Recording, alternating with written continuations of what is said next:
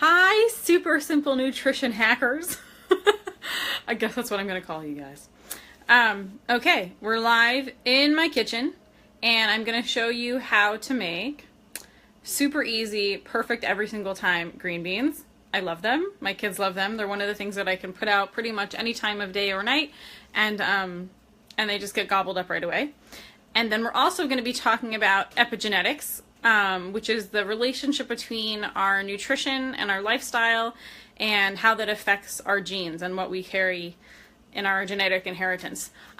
This was inspired by a group member and friend who was asking about the connection of nutrition and autism and other diseases as well. So we'll get into that in a minute. I'm just going to start with showing you guys how to make the green beans because it really all comes down to what we actually eat, even though it's important to understand stuff too. So I'm going to flip the camera around so you can just see everything I'm going to use today, right? Okay, here we are. This is my sink. Here, I put on the fire already. See? There it is. To heat up the pan, we have extra virgin olive oil, peeled garlic, green beans, the special kind called Haricot Verts. Hey, hootie. And tamari. I normally get the organic one, but someone picked this up for me, and so that's what I have right now. Okay, so the first thing we do is we put the pan on high, which I already did. Then you put in about 2 tablespoons. Hold on, there we go. Just want to make sure you can hear me. Apparently last time I wasn't loud enough. Okay, so we're going to put in about 2 tablespoons. I just pour of olive oil.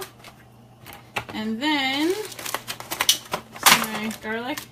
Now, if you were feeling ambitious, you could cut this up, but I'm not. Not going to cut it up. I very often don't, and I'm just going to throw it in there like that. Let it heat up for a second, which you don't have to do, but I'm just doing that. And now we have our green beans. Oh, we also have our salt. Okay, the green beans. Oh, who else joined? How come I only see that you did? Well, whoever else joined, hi, I'm so glad you're here. Okay, here's the green beans. Ooh, I'm going to rip the bag open with my teeth. I wish you could see, I just spit it out. Okay, hold on. Let's flip the camera around while I do it. No? Okay, whatever. Let me see, can I stand it up for you? That's not fun.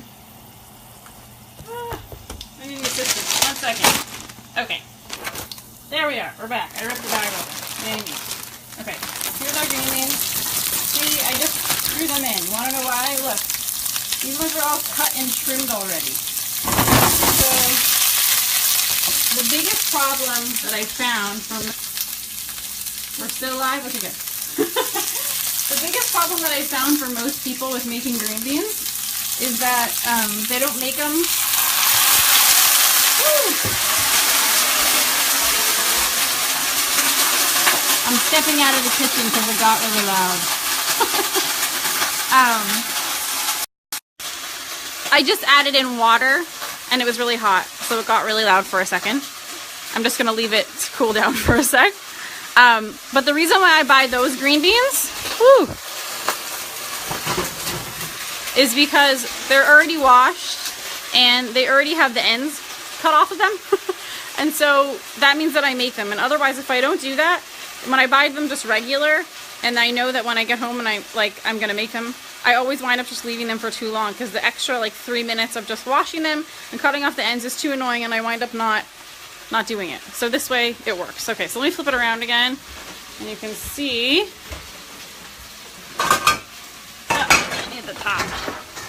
I need the top. Okay, here we go. Hi guys who are on. I don't know why it's not showing me who you are. I just see that there's people on. But okay, see there's in there the olive oil, the garlic, and the green beans. And I'm going to do a pinch of salt like this.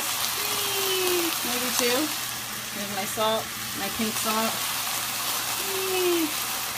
Then I'm putting the top on.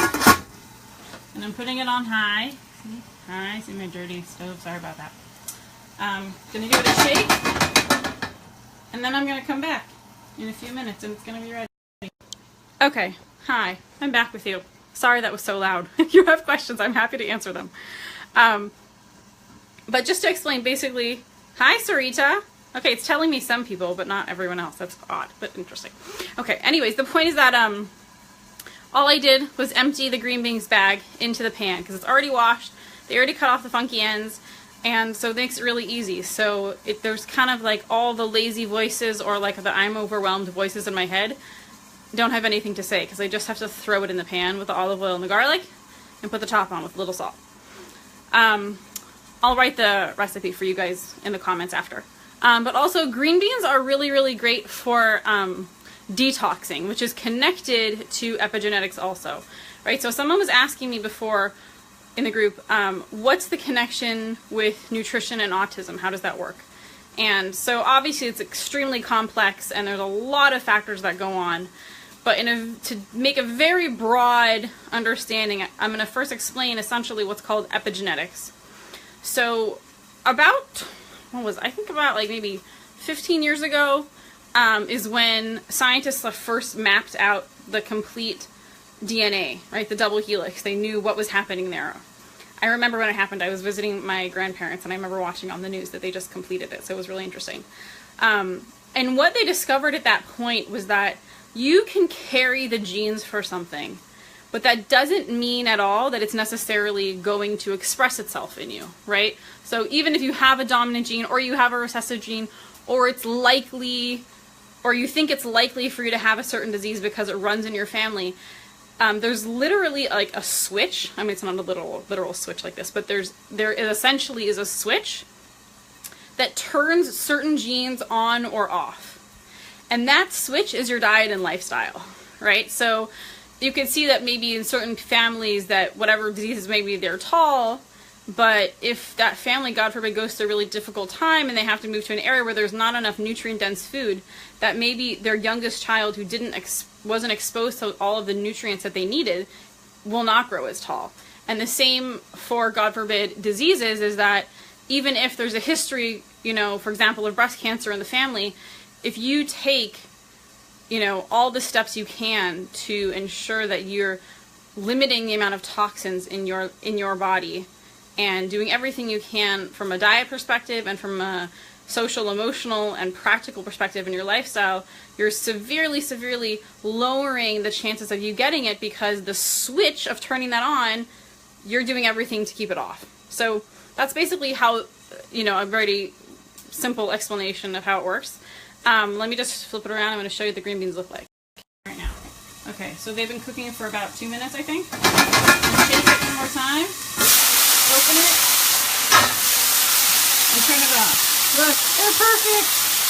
How hard was that? Okay. I'm going to walk away for a second because it's loud. Oh, sorry. Oh, it's so clean again. Anyways, I'm going to let them cool down and then I'll put them on a plate and put some tamari over it because that's really good. I like it like that.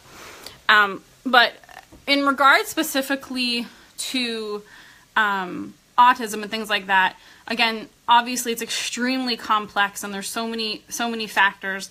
But one of the common understandings of the development of autism is an overabundance of toxins in the system that get through the blood-brain barrier.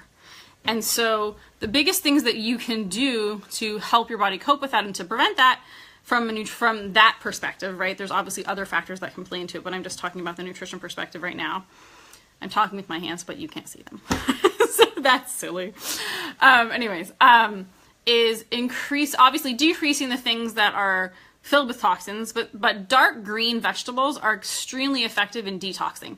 And so when you have green beans, right? That's one of people's favorites. Even people who are like, oh, I don't like kale, I don't like, you know, spinach. Most people like green beans, especially when they come out good, like how we just made them. So basically what they do is they kind of go through your blood and go through your system and pick up the little toxins and help flush them out of your system right away. So that's really, really beneficial, right? From that perspective. So I hope this was interesting. I hope it was helpful. I'm going to go put the tamari on the green beans now. And if you guys have any questions, you can definitely let me know. I know last time that you guys were posting questions while I was talking and I couldn't see it. But if that's happening now, then I'll just after. Okay, so here's our little green beans, and either we're in the pan or out of the pan. Here's my tamari. I just drizzle a little bit on, like that, and it comes out super good. Perfect. I specifically really like the Haricot Verts because they're so like thin and they look fancy, but they also cook really fast and cook really easily and always come out good. So good luck. Let me know if this was helpful and if you have any other questions, and I'll talk to you soon. Toodaloo.